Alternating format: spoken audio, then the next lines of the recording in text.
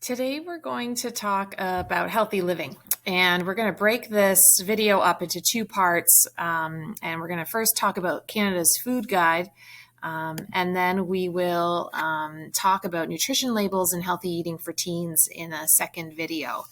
One of the things that they want us to know in our health science course is, of course, the science behind nutrition, which we have focused on a little bit.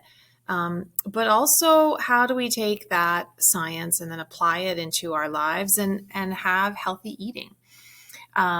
So first off, we're going to talk about Canada's food guide. And this is what Canada's food guide currently looks like. It is very different than the food guide you probably were taught when you were in elementary school. So it was redesigned in 2019, I believe, February of 2019. And what they did is they took away the concept of servings and, the different food groups. And instead, they talk about a plate. And when you look at your plate, you should have at least half of your plate composed of a good variety of fruits and vegetables. Not just half the plate being, only mashed potatoes or only carrots, for example, but a good variety of both fruits and vegetables. A quarter of your plate should be made up of protein-rich foods. So this could be meats or nuts or beans. And then the other quarter, the last quarter, are whole grain foods. So they're showing you there some brown rice, some whole wheat pasta, brown bread, brown toast. And then there's some grains in there as well that could be used. This is what we used to talk about and this is just a snippet of the 2007 food guide. So again, redesigned, 12 years later, and this will probably get redesigned yet again, I imagine, at some point down the road.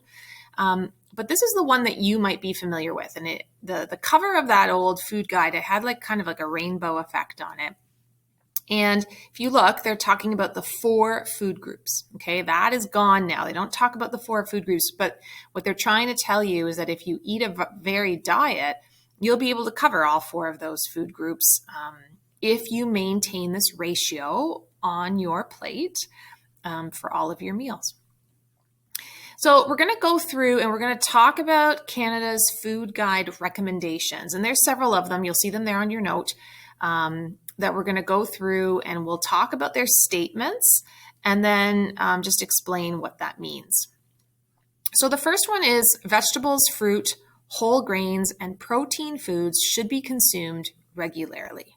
And it says among protein foods, consume plant-based more often than you would meat protein. Okay, so I think we understand that animal tissue, okay, so meats, chicken, beef, pork, even fish, right, are high in protein, okay, high in that amino acid structure, and good for us to build our own muscles and connective tissue and all that stuff.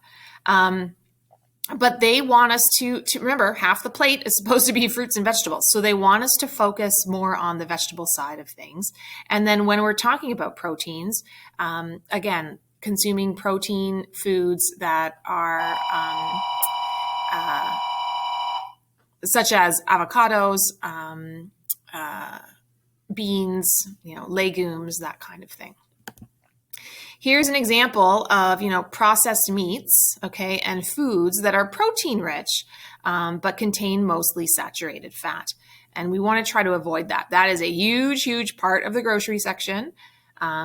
And most of those things taste very good because they're very high in salt. Salt is a flavor enhancer. Okay, it makes food taste better, but they are not healthy for you. Okay, lots of reasons why. So just to carry on here with this statement, it says eating more vegetables and fruit is linked to a lower risk of cardiovascular disease. Okay, so we understand that. Those types of foods are low in cholesterol and fats. They're not going to clog your arteries. Eating more nuts or soy protein is linked to improved blood lipid levels. So this is where we talk about triglyceride amounts, the good cholesterol. They have good cholesterol, HDL. We want that in our system. High fiber intake is linked to improved blood lipid levels and a lower risk of cardiovascular disease, colon cancer, and type 2 diabetes. Think of fiber as like a cleaning brush. Okay, so when you consume fiber-rich foods, they pass through your intestines, they will clean out your intestines, which is a good thing. And they also have the ability to clean your blood. They're good foods to be consuming.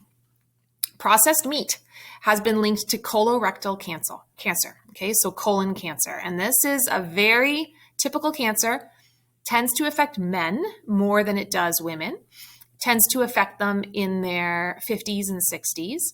And that's because typically, not always, but typically, they have consumed a meat-heavy diet, where it might be high processed foods. So some of the chemicals that they use actually can cause cancer if you consume too much of them.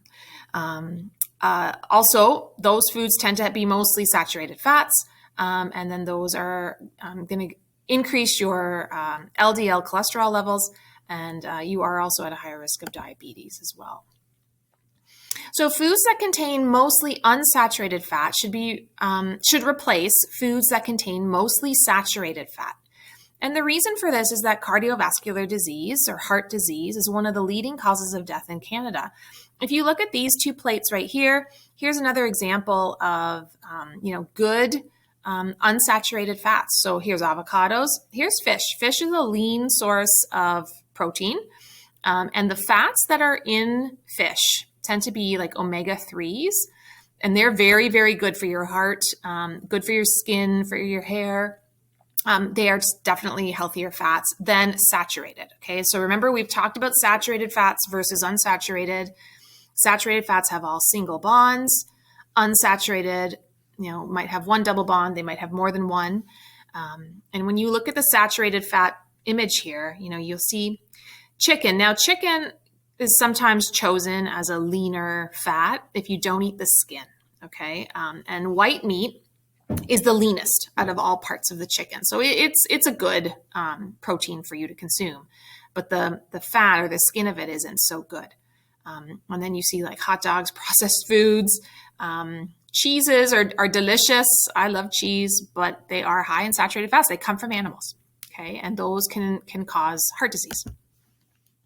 So if we lower the intake of saturated fat by replacing it with unsaturated fat, we're going to decrease our cholesterol levels and our total saturated fat levels as well.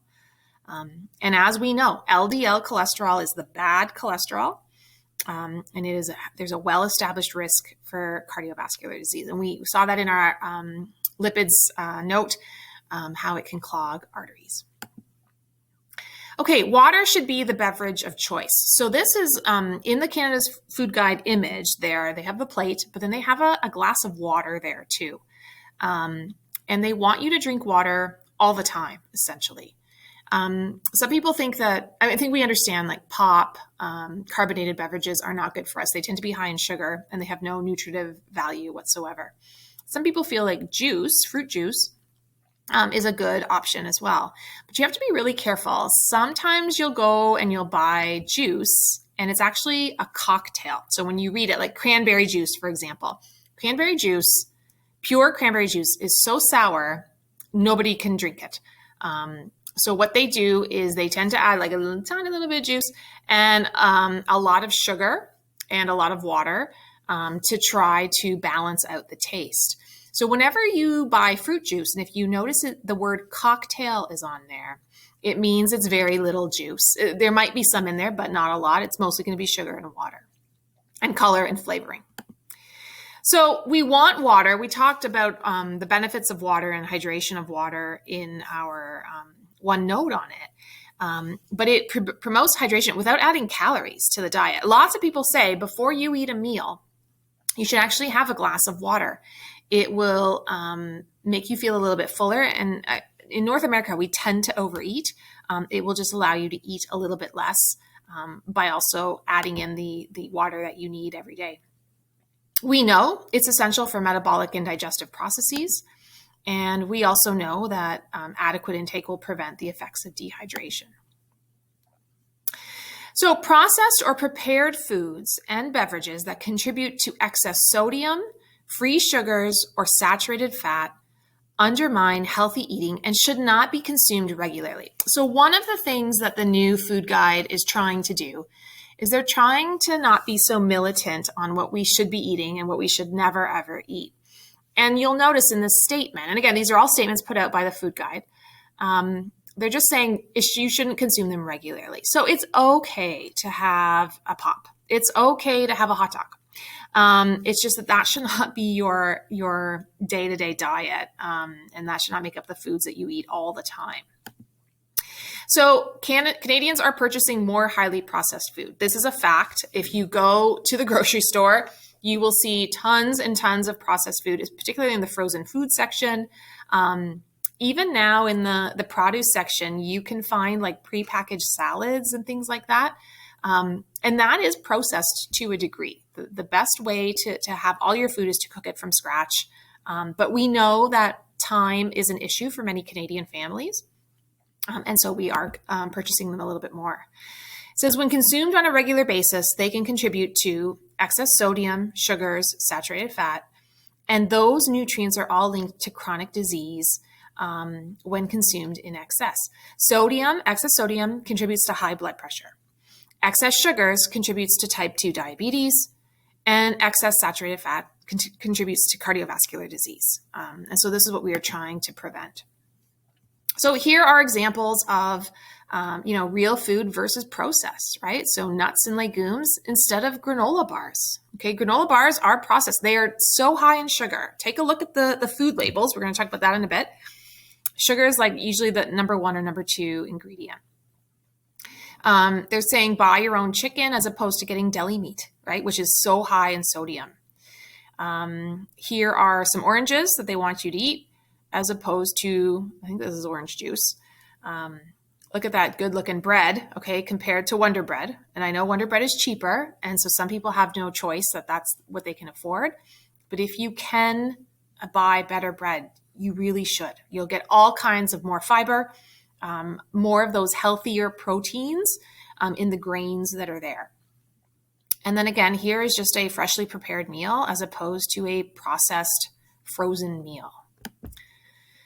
And this image here, again, is just sort of showing you like foods closer to nature, like how we would obtain them in nature is what we're going for as opposed to highly processed foods. And foods closer to nature have greater nutrient density. They are higher in fiber, vitamins, and minerals. Highly processed foods are not, okay? They are lower in fiber, lower in vitamins and minerals. Usually the processing act ruins the vitamins and minerals in those foods. And so you just almost always have less of them present. And then they're often high in saturated fat, sugar, and salt. And the reason for that is as you process something, like you are affecting it and you're breaking it down.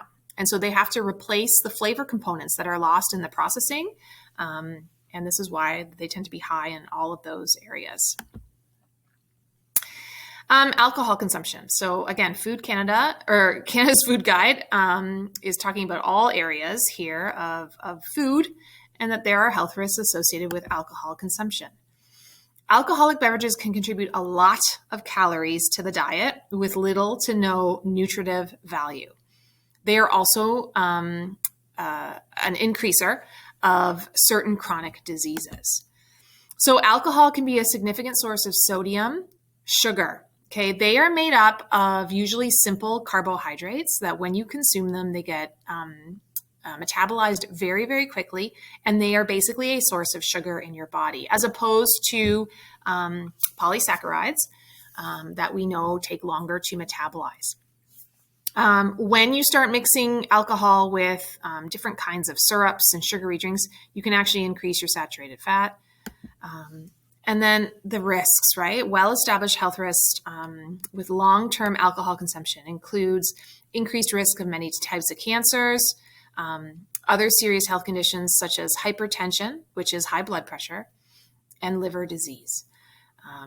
So there's lots of discussion on, like a glass of wine is okay to have with your meals. And part of the reason for that is the especially red wine, has a chemical in it called resveratrol. And that is a potent antioxidant, which we've talked about antioxidants, and it has actually a good benefit on your body and on your cells, but again, in moderation. Okay, so if you have one glass, they say it's okay, but beyond that, then you're increasing your risk now in all these other categories. Here are effects of alcohol on the body. So again, intestinal complications, pancreatitis. Okay, if you have an issue with your pancreas, it is very, very serious. Liver damage, so your liver cannot then clean out your body of toxins, which is a problem. Stomach complications, brain damage. Yes, if you know anybody who has consumed alcohol for too long, and I know I have several relatives that are suffering from this, you can see the physical effects of this over time.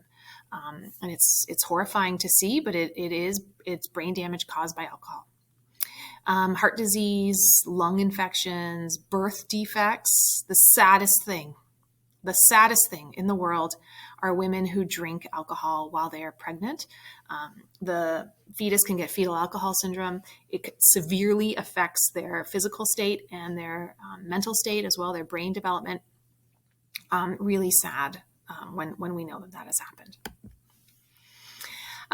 So getting to the end here, foods and beverages offered in publicly funded institutions should align with Canada's dietary guidelines. Well, this is what we deal with in our cafeteria. So in our cafeteria, this is a publicly funded institution.